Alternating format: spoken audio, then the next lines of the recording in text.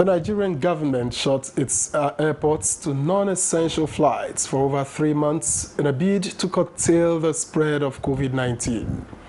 With a phased reopening and easing of lockdown ongoing, the federal government has approved the resumption of domestic flights in the country, with effect from Wednesday, 8th July 2020.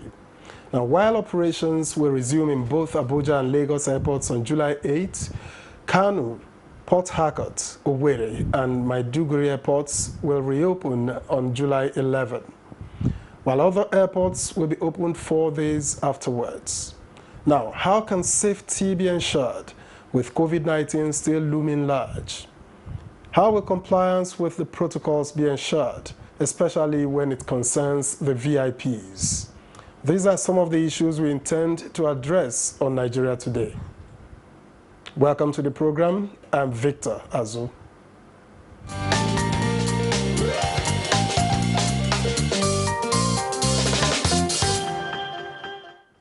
Now with me here in the studio to discuss COVID-19 and flight resumption is Godi Ike. He is an aviation analyst. Thank you for coming on Nigeria Today. Oh, thank you, Victor. All right, and also joining us via Skype this time is Captain Musa Nuhu, Director General and Chief Executive Officer, Nigeria Civil Aviation Authority. Thanks for joining us.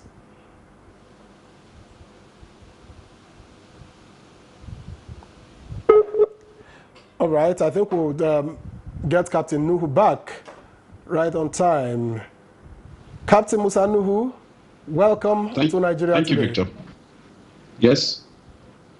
All right, let me begin with you right away. Now, for the avoidance of doubt, what are the protocols required of passengers before boarding to avoid the risk of infections, of course? Thank you very much, Victor, and thank you for inviting me this evening.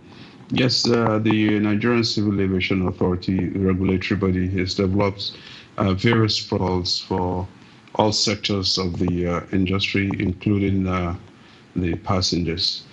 As for the passengers, when they arrive at the airport, they must wear their face masks. That's the first thing. Then they'll go through a check for COVID symptoms. That's include checking their temperature within normal limit, and also for other signs of COVID, such as having a cold, sneezing, or coughing. If they go through that, past that, then they're allowed into the airport terminal after conducting a security check. Once into the terminal, there are markings on the ground for social distancing. Every passenger is expected, or every person in the terminal is expected to maintain social distances, and those markings are made at 2 meters interval. So when you're in the queue, when the person in front of you, you move to the next step, up to the time you get to for a turn to check up. And during that checkup, there's a screen, a transparent screen between the passenger person who's checking, and you get your boarding pass, you tear the copy, you drop it, then you go through another check again, and you go to the waiting lounge, which also has physical distance. For example, where you have 3 rows here in one place, that's a marking not allowed to view, so that you can have some social distancing between the passengers in the waiting lounge. And then when it comes to the boarding of the aircraft, you also go through the COVID check again. You have to have your face mask, the temperature is checked to make sure it's within the limits. Then in addition to that, the check for other signs of COVID as I earlier enunciated. And you board the aircraft. Once on board the aircraft, you are expected to wear your face mask throughout the duration of the flight till you get to your destination and you get off. And when you go to collect your luggage, also there's some social distances points where people will stay to collect the luggage and leave the airport. Passengers are expected to arrive at the airport about 3 hours early, because now we implementing a lot of public health protocols that we've not done before. We've not the system, airport system is not used to that. So when passengers to come early, and also as you see, once you do physical distancing in the airport, effectively reduce the capacity of the terminal. So we want enough time for all the passengers of the flight to be processed and get on the flight early enough for the flight to depart on time. For passengers, basically that's what it is. We encourage passengers to buy their tickets online, check in online, print their boarding passes. So when they get to the airport, except they have to check in, they'll have minimal contact with the staff at the airport. Now, is NCAA taking any extra, precautionary measures on its part, to ensure that flight operations are safe? Yes. Once in end of March, when the Nigerian government shut down the airspace to the international flights, and shortly after the domestic airline stopped operations for various reasons, the NCAA went ahead and started developing a comprehensive document for the restart of the industry. We did that document in consultation with the International Civil Aviation Organization, consulted organizations, so that such as the African Civil Aviation Organization. We reference a lot of World Health Organization documents, International Air Transport Association, and other international organizations to come with this document. And once this document was done, we sent it to ICAO. They reviewed and brought it back to us with little or no comments, which shows we did a good job. And later, ICAO itself, ICAO Council, set up a committee called the Council Aviation Recovery Task Force, which is CART, C-A-R-T, which developed global best practices for dealing with COVID-19 in aviation. And that CART committee, we had organizations like the World Health Organization, World Tourism Organization, International Air Transport Organization Association, and other renowned international organizations. So the document we did, it entails two parts for each and every sector of the industry to comply with in order to get all of the NCA to resume operations. Technically, there are two basic parts of the document. We have the technical safety document on the issues of airworthiness of the aircraft. Aircraft been on ground for 3 months or thereabout. The pilots not flying for a while. We have the security measures, the economic regulations, safety management, and all that. As to the airworthiness of the aircraft, immediately the airline started grounding their flights. We sent them a document and to do what we call the storage maintenance. This storage maintenance is to secure the aircraft in such a way that it retains its airworthiness condition. In addition to that, the aircrafts, we had the airlines to be inspecting and maintaining the aircrafts at regular intervals to ensure that they maintain the airworthiness situation. And then for the pilot, called the pilot proficiency and the pilot recency experience, we based our requirements based on the global best practices we got from the ICAO Council. We found alternative means of getting the pilots all proficient. The airlines were asked to present their program to NCA with a risk assessment. The NCA reviewed those documents and also did its own risk assessment before accepting this alternative means of compliance. We made sure we went through it to ensure all risks were eliminated in this model. All right. Thank you very much, Captain Nuhu. We will get back to you in the course of the program. Let me get back to the studio where Godike has been waiting patiently. Would you say that Nigeria is ready for flight operations in this circumstance? Oh, well, it behoves on the man that has just spoken now, Captain Nuhu, to tell the world that Nigeria is ready when it comes to safety, because the Nigerian Civil Aviation Authority, NCAA, is saddled with the responsibility of ensuring that there's safety in the system. So if he says there is, we have one business, the business of agreeing that when it comes to safety, that we are ready. Okay. And then on the issue of airports being in the right position to take on post-COVID flight, is FAN, the Federal Airports Authority of Nigeria, that is saddled with that responsibility. And from what I have been monitoring and following over the past weeks, I must say, especially what I've seen in Abuja here, I'm quite impressed by what's been put in place, and it's my belief that we should do everything to sustain this situation we have created right now, to be able to take on flight resumption post-COVID. All right, and so it's well at the moment. I only worry about how much we can sustain this, but when we get to that, we'll discuss. Let's get right to it. Yeah. With airplanes not allowed, the full capacity at this time, what are the economic implications for both the air transport companies and then the passengers?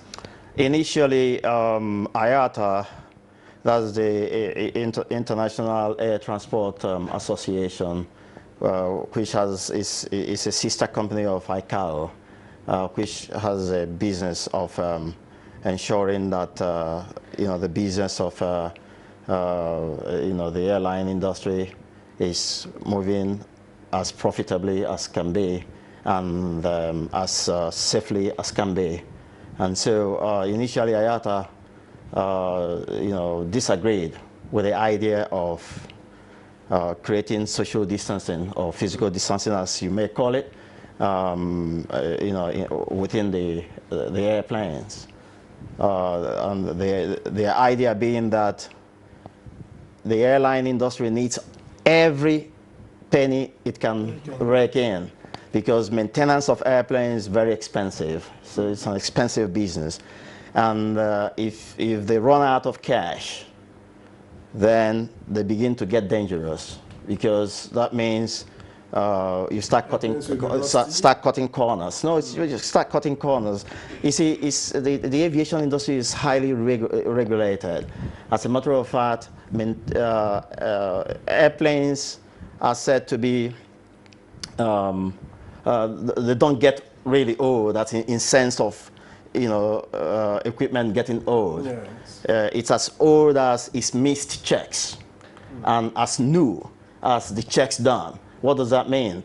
If you get a brand new airplane today, and you've used it for a number of flight hours, or a number of, say, about 6 months, and it's due for an A or B check, as the case may be, depending on the extent of usage, and you skip that check. A 15-year-old that is due for a C check and is done successfully and honestly is safer and better and newer than that 6-month-old brand new airplane that had an A or B check to be done and it was missed. So that's why there's this saying that airplanes are as old as their missed checks. All right. And as new as their checks done. And so it's important to ensure that airlines continue to rake in money and have enough money to carry out those expensive checks whenever they are due. And in that way, you will ensure that these airplanes are safe.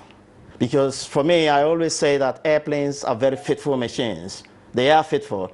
They only fall out of the skies because sometimes human operators can be unfaithful and dishonest. All right then. Thank you very much. Yeah. Well, a break beckons, but let me put Captain Nuhu on notice that he will be telling us after the break if there is any chance that there will be a regulation of airfares for the benefit of passengers. Please don't go away. We'll be right back.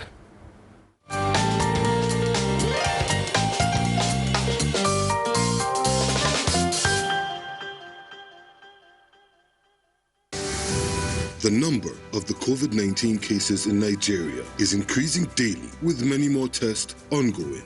The battle of testing, isolating, treating, and attending to the affected persons rests heavily on the shoulders of our health workers, constantly putting their lives on the line and at risk to contain this virus, save and protect the lives of millions of Nigerians. To these health workers, we at the Nigerian Television Authority, NTA, on behalf of millions of Nigerians, say a big thank you for all that you have done and are doing. To the security agencies enforcing the lockdown and every other frontliner, we say thank you for putting your lives on the line to save ours. There is no amount of words that can quantify our gratitude. Thank you. This message is brought to you by the Nigerian Television Authority, NTA, Africa's largest television network.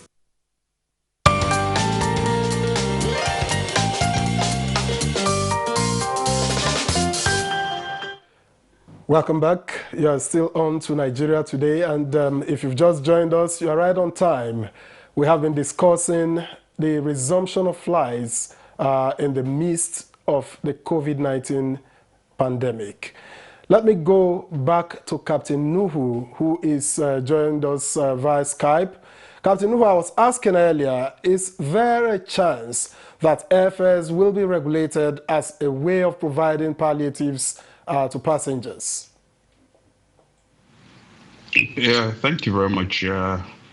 Actually, the airlines, before they have any significant increase of airfare, they're supposed to write to Civil Aviation Authority and give good reasons why before it is approved.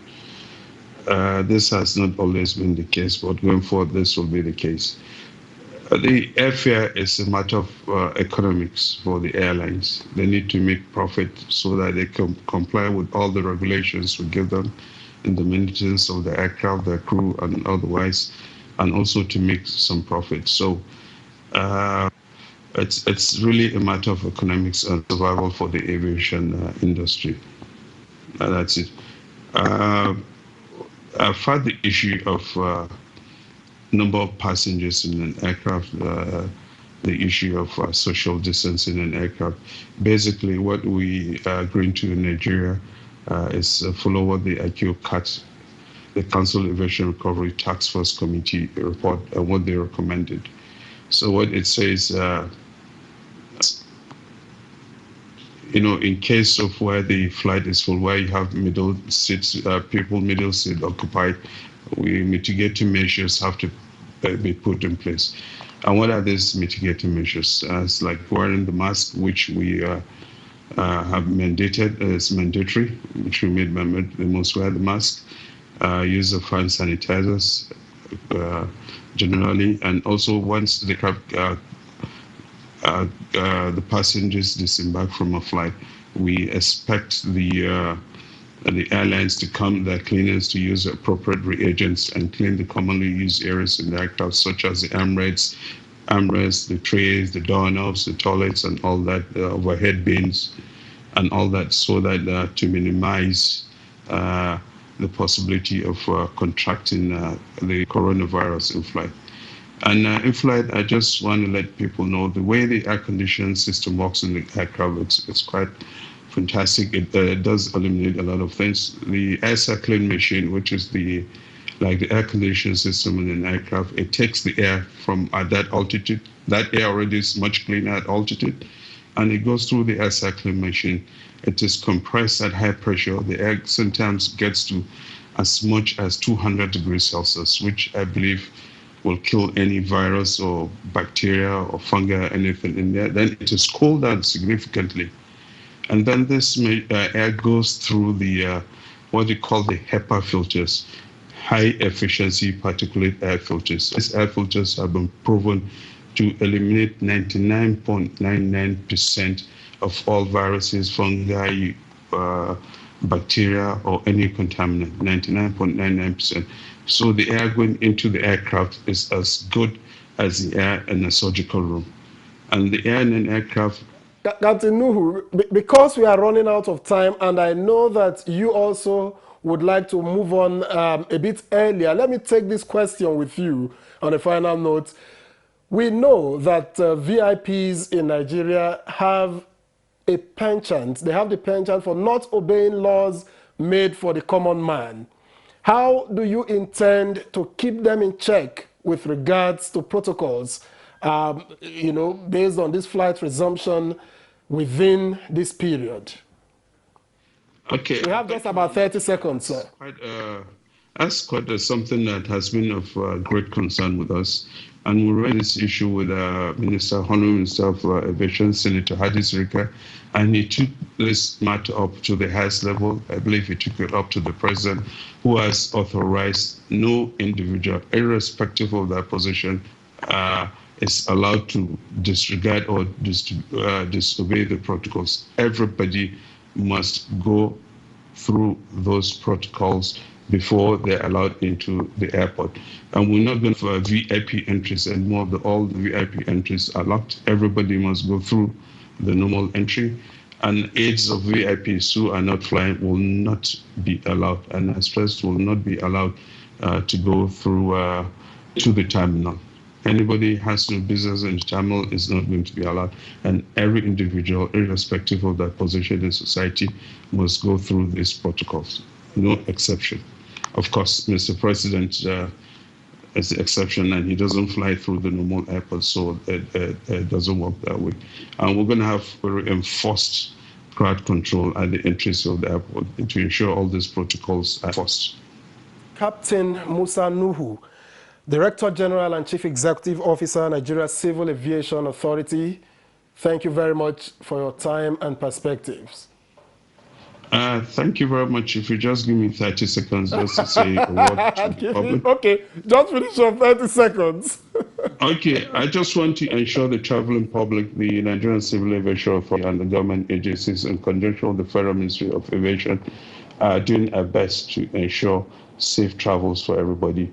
And we will not, and I say we will not approve any organization, either airport, airline, ground service, and to operate unless they comply with all the rules, guidelines, and protocols are given to them. So I want to assure the traveling public, traveling is safe. They are welcome to resume. Thank you.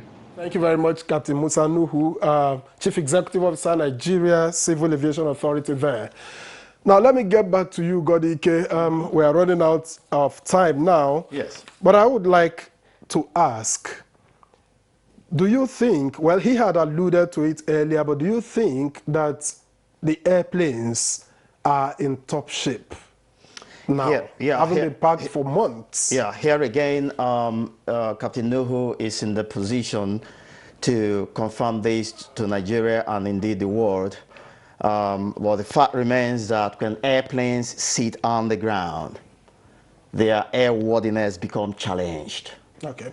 And as a matter of fact, an average jumbo jet spends only 24 hours on the ground, and from then on, line technicians, and we rather call them engineers in this part of the world, well, internationally they are known as line technicians, must be in place to attend to those airplanes the way you attend to babies, you know, newborn babies in the house. Airplanes are like newborn babies.